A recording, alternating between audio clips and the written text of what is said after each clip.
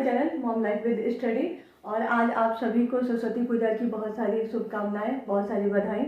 और आज का दिन बिल्कुल हम सब पढ़ने वाले स्टूडेंट के लिए, टीचर्स के लिए बहुत स्पेशल होता है, क्योंकि आज माँ सरस्वती की पूजा होती है। तो इसलिए एक बार आप सबको बहुत सारी बधाई। और आज का जो टॉपिक है वो है कि हम 15 दिन पहले, ठीक है, किस तरह से अपनी स्ट्रेटेजी बनाएं ताकि हमारा जो है वो रिवीजन भी होता रहे और साथ साथ में हम नए चैप्टर्स को भी पढ़ते रहें। क्योंकि अब जो है हमारे पास कम टाइम है, तो सबसे ज़रूरी है कि साथ साथ में पढ़ने के साथ साथ रिवीजन भी करना। क्योंकि जब एग्ज़ाम आएगा तो हमारा रिवीजन हुआ रहेगा, तभी हम एग्ज़ाम में जो है ना एकदम कॉन्फिडेंस होके जाएंगे कि हाँ हमने जो पढ़ा उसको रिवीजन भी किया, तो एक कॉन्फिडेंस आएगा। और एग्ज़ाम में कॉन्फिडेंस का होना कि हाँ हमने पढ़ा है और जो पढ़ा है उसको रिवीजन भी किया है, तो ये बहुत मतलब बड़ी बात होती है उस टाइम। तो हम कैसे अब 15 दिन की स्ट्रैटेजी को फॉलो करें, यहाँ पे मैं अपनी स्ट्रैटेजी बताऊंगी कि कैसे मैंने लास्ट के 15 दिन मैंने अपनी स्ट्रैटेजी को फॉलो किया था। तो उसके लिए अभी आप मान के चलिए कि 15 दिन आपके पास हैं। तो सबसे पहले तो आप 2 लिस्ट बनाएंगे, ठीक है। पहले लिस्ट में इस तरह से आप लिस्ट आउट करेंगे कि कौन कौन से चैप्टर जो है आप पढ़ चुके हैं। तो यहाँ पर आप एक तरफ जो है एक पेज पर अपने चैप्टर्स को लिख लीजिएगा कि कौन कौन से चैप्टर आपने पढ़ लिए हैं। दूसरे पेज पे आप लिस्ट बनाइएगा कि कौन कौन से चैप्टर आपको पढ़ने हैं, बिल्कुल आपने उसको टच नहीं किया है। तो ये जो है मान लीजिए आप 6 to 8 के लिए अप्लाई कर रहे हैं, साइंस हो चाहे सोशल साइंस हो। 9 to 10 के लिए अप्लाई कर रहे हैं, तो 6 to 8 और 9 to 10 के लिए कम से कम 9th 10th की जो है वो बुक हमें ख़त्म हो जानी चाहिए, NCERT। और सिर्फ PGT के लिए आप अप्लाई कर रहे हैं तो 11th और 12th की जो है वो बुक आपकी ख़त्म हो जानी चाहिए, ठीक है। तो यहाँ पे आप जो जो चैप्टर्स हमने पढ़ लिए हैं, और अभी 15 दिन में हम ये कोशिश कर सकते हैं कि नए 15 चैप्टर भी अभी हम पढ़ सकते हैं। इसका मतलब कि अगर हमारी अभी थोड़ी बहुत ही तैयारी हुई है तो अभी हमारे पास 15 दिन है, जिसमें हम क्या करेंगे, रिवीजन और नए 15 चैप्टर को पढ़कर और अच्छे से अगर वो चैप्टर हम पढ़ के जाएंगे तो हमारा सिलेक्शन हो सकता है। तो 15 चैप्टर हम रोज जो है टारगेट में इधर और इधर दोनों तरफ से बना लेंगे कि हमने क्या रिवीजन करना है और क्या चीज़ें पढ़नी है। तो जैसे आपने यहाँ पर आपने वो कर लिया, चैप्टर वाइज कर लिए। तो TGT एज ए साइंस के लिए मैं यहाँ पे बात करूँगी आप लोगों के लिए कि TGT साइंस के लिए आप लोग क्या कीजिए, अब फर्स्ट वे में रिवीजन और फर्स्ट वे में हमें चैप्टर कैसे पढ़ना है। तो TGT साइंस के लिए या फिर TGT सोशल साइंस के लिए भी आप क्या करेंगे कि 9th और 10th के जो चैप्टर्स हैं उसको आप ले लेंगे, ठीक। उसके बाद अभी क्या करना है कि जो नए चैप्टर्स हैं उनको आप जो है सर्च करेंगे यूट्यूब पर।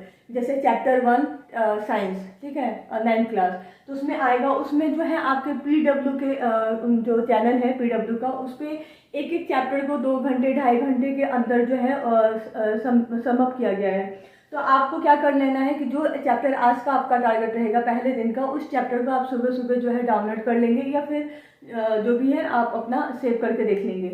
तो उसको आप कर लिए। उसके बाद 11th 12th वाले भी के लिए भी मैं अभी इसके जस्ट बाद बताऊंगी कि क्या क्या हम उसके लिए भी स्ट्रैटेजी रख सकते हैं। तो ये आपने PW का देख लिया, एक चैप्टर फिजिक्स का या केमिस्ट्री का या 9th क्लास का या 10th क्लास का जो भी है। उसके बाद इस जो वीडियो आप देखेंगे वो हमेशा आपका जो है फास्ट मोड में होना चाहिए। इतने फास्ट मोड में रखिए जितने में आपको समझ में आ जाए। तो ये आपको करना है, ये वीडियोस आपको देख लेनी है। उसके साथ साथ जो है आपको दूसरी वीडियोस भी देखनी है जिसपे आपने रिवीजन के लिए लिस्ट अप किया है कि आज कौन सा रिवीजन करना है। तो मान लीजिए कोई भी चैप्टर आपने पहले पढ़ा हुआ है उसका रिवीजन करना है, तो उसकी भी एक वीडियोस क्या कर लेनी है, आपको देख लेना है यहाँ से। तो ये मान लीजिए 2 घंटा, ये 1 घंटे में रिवीजन आप कर लेंगे। तो साथ साथ में आपको दोनों चीज़ करना है। मॉर्निंग में आप रख लीजिए कि जो चीज़ें आपने नई चीज़ें पढ़नी है उसकी वीडियोस आप देखेंगे, और शाम को इवनिंग में आप रख लीजिए कि जो चैप्टर आपने पहले पढ़ लिया उस चैप्टर का आपको रिवीजन करना है। तो इस तरह से जो है आपका साथ साथ में रिवीजन भी चलेगा और नई नई चीज़ें भी आप पढ़ते चलेंगे। फिर साथ साथ में आप जो है मैंने कहा था कि क्वेश्चन प्रैक्टिस कैसे करें। तो जो 10th बोर्ड के जो सेंटअप के एग्ज़ाम हुए हैं, प्री बोर्ड के मतलब बोर्ड के एग्ज़ाम हो रहे हैं, या जो पहले 10 साल के हुए हैं उसके क्वेश्चन उठाइए। और क्योंकि वो डायरेक्ट CBSE या फिर डायरेक्ट बिहार बोर्ड के बेस्ड सिलेबस पे क्वेश्चन है, तो उस क्वेश्चन को आप देखिए कि उस चैप्टर से वो क्वेश्चन आपको कितना हो रहा है। वो कर लीजिए। फिर आपने कोई जो भी बुक आपने प्रेफर की होगी टीजीटी के लिए, उससे आप क्वेश्चंस कर सकते हैं। तो इस तरह से आप जो है अपना शेड्यूल बना लीजिए कि मॉर्निंग में जो है आपको नई चीज़ें पढ़नी है, नया चैप्टर पढ़ना है, एनसीईआरटी को भी पढ़ना है। एक बार वीडियो देखने के बाद उसको एनसीईआरटी को भी आपको पढ़ लेना है। फिर जो है शाम को रखिए 1 घंटा 1.5 घंटा की जो पहले की चीज़ें हैं उसको वीडियो के थ्रू फास्ट मोड में देखना है। और जब आप रिवीजन कर रहे हैं, इसमें एक बात का खास ध्यान रखिए, जो चीज़ें आपको रिवीजन करने के समय भी समझ में नहीं आई या फिर आपको लगा कि ये मैं भूल जाऊंगी, तो बस उसको एक पेज पे क्या करना है, पॉइंट से उसको लिख लेना है, ताकि जब लास्ट टाइम में आप रिवीजन करेंगे तो आप वीडियो के थ्रू नहीं, सिर्फ उस नोट्स के थ्रू आप रिवीजन करेंगे, जिसके थ्रू आपको ये लग रहा है कि ये पॉइंट, जैसे एसआई यूनिट है किसी की, ये भूल सकते हैं, किसी चीज़ का फॉर्मूला भूल सकते हैं, किसी चीज़ की एग्जाम्पल को आप भूल सकते हैं, तो उस चीज़ को क्या कर लेंगे, एक लाइन में आप लिख लेंगे कि हाँ ये मैं भूल सकता हूँ। और लास्ट टाइम में क्या करना है कि उस नोट्स को ही पढ़ के जाना है, वही आपका एक रिवीजन हो जाएगा। तो ये हुआ टीजीटी के लिए। पीजीटी के लिए मैंने कहा था कि पीजीटी के लिए अगर बॉटनी, जूलॉजी, फिजिक्स, केमिस्ट्री ये सारी चीज़ें हैं आपकी, तो आप क्या कीजिए कि 11th और 12th का जो है चैप्टर, अभी भी 15 चैप्टर आप नए ले सकते हैं, और कुछ चैप्टर आपने अभी तक पढ़े होंगे 10 दिनों में, तो मान लीजिए 10 चैप्टर आपके पहले हो चुके हैं और 15 भी आप नए कर सकते हैं। तो टोटल आप 11th और 12th से 25 चैप्टर आप कर सकते हैं। तो 25 चैप्टर बहुत होता है आपको सिलेक्शन दिलवाने के लिए। तो उसके लिए क्या करना है, मैंने कहा था कि सबसे पहले एक अगर बायोलॉजी के लिए आप देखना चाह रहे हैं, तो एक जो है शिव पाहूजा मैम है, इनकी वीडियोस आप देख सकते हैं बॉटनी के लिए, जूलॉजी के लिए, ठीक है। शिव पाहूजा मैम है, आप यूट्यूब पे सर्च करेंगे तो उनकी आ जाएगी। इनका कहना है कि ये एनसीईआरटी बेस्ड जो है इनके वो है वीडियोस है एनसीईआरटी बेस्ड, तो वो एनसीईआरटी बेस्ड आप ये देख सकते हैं। और साथ साथ में इनकी जो वीडियोस है ना वो थोड़ी सी कम है, जैसे मतलब 2 घंटे की है, टाइमिंग कम है इनकी वीडियोस की, 2 घंटे 2.5 घंटे की है, और अगर हम स्पीड करके देखेंगे तो वो थोड़ा सा और कम हो जाएगा। तो शिव पाहूजा मैम की एक मैं आप लोगों को सजेस्ट करी हूँ बॉटनी और जूलॉजी के लिए। दूसरा मैं आपको पहले भी मैंने बताया था कि संकल्प भारत, ठीक है, संकल्प भारत चैनल है, ये पहले पीडब्ल्यू पे ही ये सर पढ़ाते थे और अब इन लोगों का अपना है। तो संकल्प भारत पे आप जाकर बॉटनी और जूलॉजी के लिए 2 सर हैं, नाम नहीं याद है मुझे, लेकिन वो दोनों सर बहुत अच्छा मतलब पढ़ा रहे हैं। तो आप यहाँ से चैप्टर वाइज दे सकते हैं। दोनों में आपको सिर्फ मैं डिफरेंस ये बता दे रही हूँ कि सिर्फ पाहूजा मैम का अगर आप देखेंगे तो एनसीईआरटी बेस्ड है और थोड़ा टाइमिंग कम है, 2 घंटे 2.5 घंटे ऐसे के वीडियोस हैं। संकल्प भारत पे जाएंगे आप तो उनकी जो वीडियोस देखेंगे ये थोड़े से लेंदी हैं, एक चैप्टर को इन्होंने 3.5-4 घंटे में कवर किया हुआ है, जो मैराथन है चैप्टर की, लेकिन इन्होंने इतने अच्छे से पढ़ाया हुआ है ना कि अगर इनकी एक लेक्चर आप देख लेंगे तो एक एक चीज़ एनसीईआरटी की एक एक लाइन को आपके दिमाग में सेट कर देंगे वो, जिससे क्वेश्चन बनाने में बहुत इजी होगा। तो ये दोनों चीज़ें हैं, अगर टाइम कम है तो आप सिर्फ पाहूजा मैम को कर सकते हैं, और अगर आपको लगता है कि कोई चैप्टर ऐसा है जिससे आपको ज़्यादा समझने की ज़रूरत है और उससे क्वेश्चन ज़्यादा आएंगे, इंपॉर्टेंट है, तो थोड़ा सा आप टाइम ज़्यादा इस पे दे सकते हैं, संकल्प भारत पे जो सर है उनसे पढ़िएगा। तो ये दोनों चीज़ मैंने ऑप्शन में आपको दे दी है, ठीक है, बहुत डीपली पढ़ाया है ये संकल्प भारत का देखने के बाद आपको कोई चीज़ कन्फ्यूज़न नहीं रहेगा, कन्फ्यूजन इसमें भी नहीं रहेगा सिर्फ पाहूजा मैम में, लेकिन ये एनसीईआरटी को मतलब उन्होंने लाइन बाय लाइन बेस्ड बहुत अच्छे से डील किया है। इनकी वीडियोस कम है लेकिन इनकी वीडियोस का जो ड्यूरेशन है वो ज़्यादा है। तो ये आपके ऊपर है, आप कैसे इसको आप मैनेज करते हैं, कौन सी वीडियो आप देखते हैं। और ठीक उसी तरह ये बॉटनी और जूलॉजी दोनों ये चीज़ हो गई, ठीक उसकी तरफ ये एक वीडियो देख लीजिए आप लोग। और फिजिक्स और केमिस्ट्री वालों के लिए भी यही है कि आप भी जाएंगे तो यूट्यूब पे जब चैप्टर सर्च करेंगे तो पीडब्ल्यू के जो हैं या फिर संकल्प भारत पे जो है उनके टीचर जो फिजिक्स और केमिस्ट्री के भी मैराथन है हर एक चैप्टर का, तो वो एक एक चैप्टर आप वहाँ से देख सकते हैं। जब आपने चैप्टर देख लिया ये, तो उसके बाद मैंने आपको कहा था कि आपके पास ये वाली बुक ले लीजिएगा आप, फिंगर टिप्स, ठीक है, एनसीईआरटी फिंगर टिप्स। तो ये जो है उसके बाद आप एनसीईआरटी नहीं भी पढ़ेंगे तो चलेगा, आपको बस करना है कि ये वीडियोस आपने देख ली एक दिन में, उसके बाद फिर आपने ये बुक से जो 2 पेज 3 पेज 4 पेज में एनसीईआरटी का समरी किया है उसको बस एक बार पढ़ जाइएगा, लाइन बाय लाइन पढ़ जाइएगा, ठीक है। पढ़ने के बाद इसके क्वेश्चंस लगाइएगा।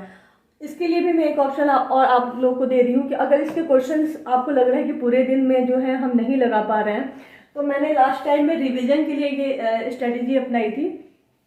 उसके लिए अभी आप लोगों को बता दे रही हूँ कि एमटीजी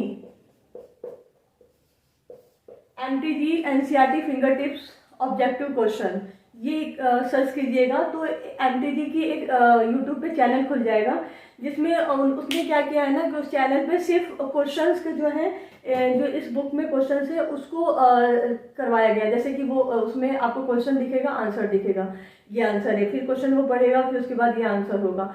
तो इस तरह से आप क्या कर सकते हैं कि उस वीडियो को आप फिर से ईयरफोन लगा लीजिए, आप खाना बना रहे हैं या कहीं बिजी हैं या कहीं भी हैं बाहर, तो आप उस वीडियो को 1 घंटे आधे घंटे के लिए क्या कर लें कि ईयरफोन लगाकर उस वीडियो को थोड़ा सा स्पीड तेज कर दीजिएगा। ठीक है, मान लीजिए 1 घंटे में पूरा क्वेश्चन इसका खत्म हो रहा होगा किसी एक चैप्टर का, तो थोड़ा सा तेज कर दीजिए तो 45 मिनट में खत्म हो जाएगा।